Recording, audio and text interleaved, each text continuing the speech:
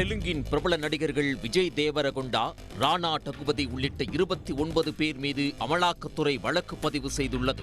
தெலுங்கில் Arjun Reddy, Geetha Govindam, dear comrades, தமிழில் NOTA உள்ளிட்ட படங்களில் நடித்தவர் விஜய் தேவரகொண்டா.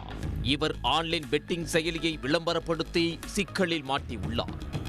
பாகுபலி, வேட்டையன் உட்பட ஏராளமான படங்களில் நடித்தவர் ராணா டகுபதியும் ஆன்லைன் பெட்டிங் ஆப்பை விளம்பரப்படுத்தி சிக்கியுள்ளார். நடிகர்கள் மட்டுமல்லாமல் ஈஸ்வரன், பூமி, கழகத் தலைவன் உள்ளிட்ட தமிழ் படங்களிலும், மிஸ்டர் மஞ்சு, ஸ்மார்ட் சங்கர் உள்ளிட்ட தெலுங்கு படங்களிலும் நடித்த நிதி அகர்வாலும் அமலாக்கத்துறை பிடியில் மாட்டிக்கொண்டுள்ளார்.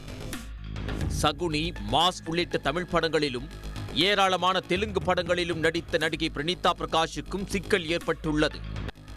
29 நடிகர் நடிகைகளை சிக்க வைத்த வழக்கின் பின்னணி என்ன?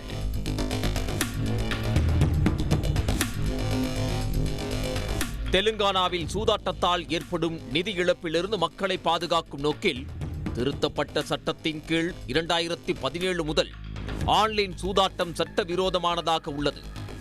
இந்நிலையில் அதை கண்டுகொள்ளாமல் பல்வேறு ஆன்லைன் சூதாட்ட செயலிகள் அங்கு விளம்பரப்படுத்தப்பட்டது. இதனால் பாதிக்கப்பட்ட பனீந்தர் சர்மா உள்ளிட்ட பலர் தெலுங்கானா போலீசில் புகார் அளித்து வந்தனர். அந்த புகார்களை விசாரித்த தெலுங்கானா போலீசார் ஆன்லைன் சூதாட்ட செயலிகளை விளம்பரப்படுத்தியதாகவும் அவற்றில் முதலீடு செய்ய மக்களை தூண்டியதாகவும் நடிகர்கள், நடிகைகள், யூடியூபர்கள், இன்ஸ்டா இன்ஃபுளுசர்கள், தொலைக்காட்சி நிறுவனங்கள் மீது வழக்கு பதிவு செய்தனர். அதன்படி நடிகர்கள் விஜய் தேவரகொண்டா, ராணா டகுபதி, பிரகாஷ் ராஜ், நடிகை நிதி அகர்வால், பிரணீதா சுபாஷ் மற்றும் சமூக ஊடக பிரபலங்கள் பலர் மீதும் தெலுங்கானா காவல்துறை சில மாதங்களுக்கு முன்பு வழக்கு பதிவு செய்தது.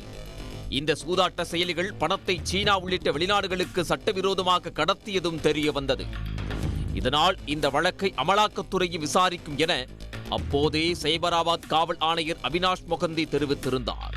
இந்த நிலையில் தெலுங்கானா போலீசார் பதிவு செய்த வழக்கின் அடிப்படையில் அமலாக்கத்துறையும் விஜய் தேவரகொண்டா, ராணா டகுபதி, பிரகாஷ் ராஜ், நிதி அகர்வால், பிரணீதா சுபாஷ் உள்ளிட்ட 29 நடிகர் நடிகைகள், யூடியூபர்கள், இன்ஸ்டா இன்ஃபுளுசர்கள் மீது வழக்கு பதிவு செய்து விசாரணையை தொடங்கியுள்ளது. அனைவருக்கும் சம்மன் அனுப்பி நேரில் வரவழைத்து விசாரணை நடத்த உள்ளனர். விளம்பரத்தில் நடிக்க பணம் எப்படி கொடுக்கப்பட்டது, செயலிகள் பொதுமக்களிடம் வாங்கும் பணத்தை சட்டவிரோதமாக வெளிநாட்டிற்கு கடத்தியதில் பங்கு உள்ளதா என பல்வேறு கேள்விகளை கேட்க உள்ளனர்.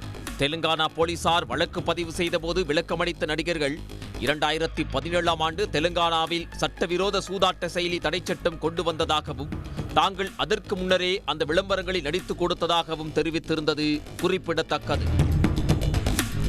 உடனுக்குடன் செய்திகளை தெரிந்து கொள்ள சன் நியூஸ் பெல் ஐகானை கிளிக் பண்ணுங்க.